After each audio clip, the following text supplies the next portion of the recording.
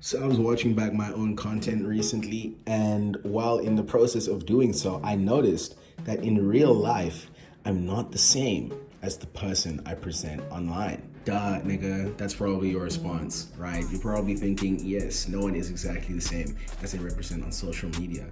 No one puts their ups and downs on social media, but that's not what this is.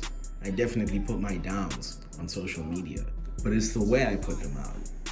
You know, I know hindsight is 2020, and so in the process of going through things, one must account for irrational actions.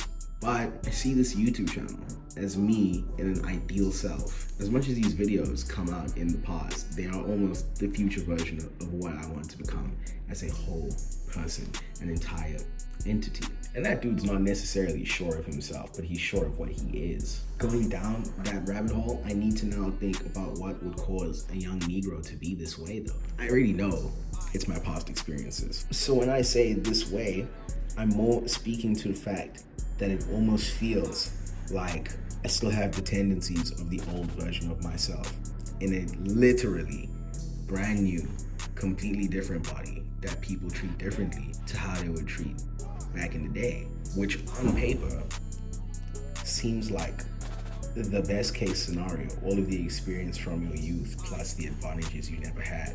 But in a twisted sense of fate, the world does not work like that. Our brains do not work like that. The obvious outcome is to align yourself with the new version of yourself, right?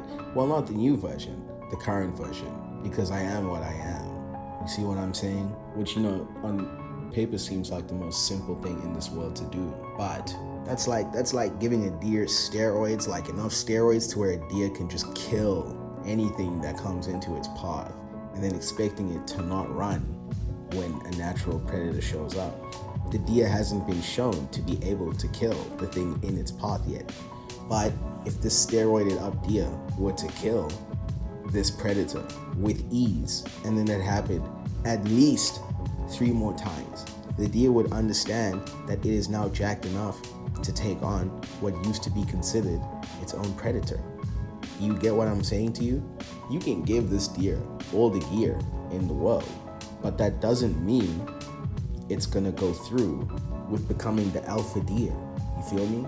A deer would not intrinsically understand why the predator is now looking at it in a way confused and kind of terrified of the deer's new stature, even though it took steroids. Would the deer be more aggressive? 100%. If the predator were to run at the deer and the deer kicks the predator, for instance, the deer would understand its new power. But that's not to say the deer would immediately act on said power and finish the job off. The deer needs more and more exposure, along with the new understanding that this is the neo-normal.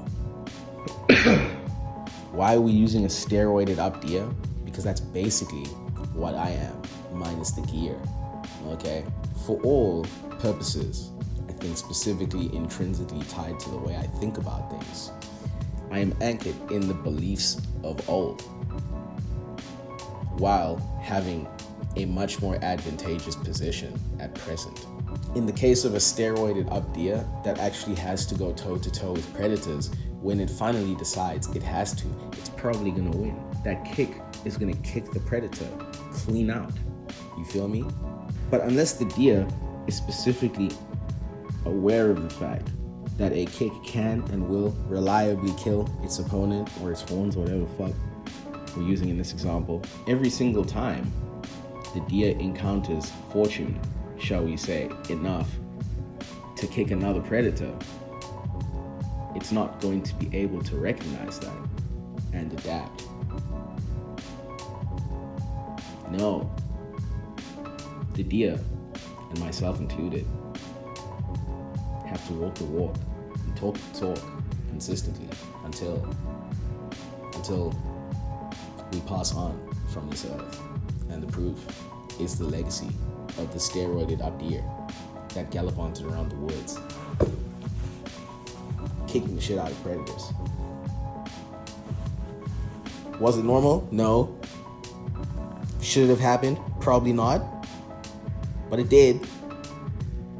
And that specific deer,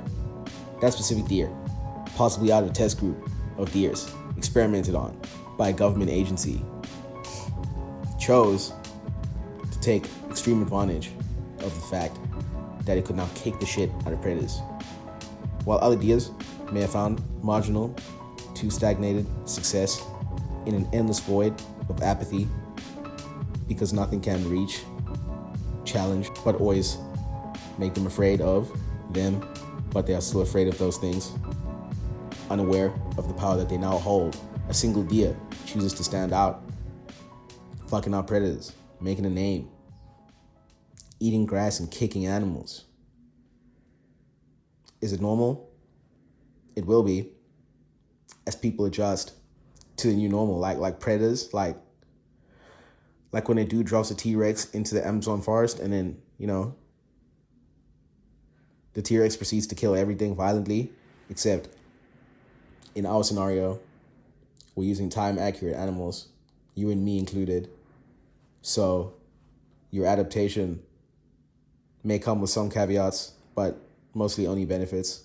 Like if we put a giant dragonfly into a lake somewhere and it just somehow got the right amount of oxygen, that motherfucking thing would thrive, bro. Okay? It would be eating fish. It would be eating other bugs.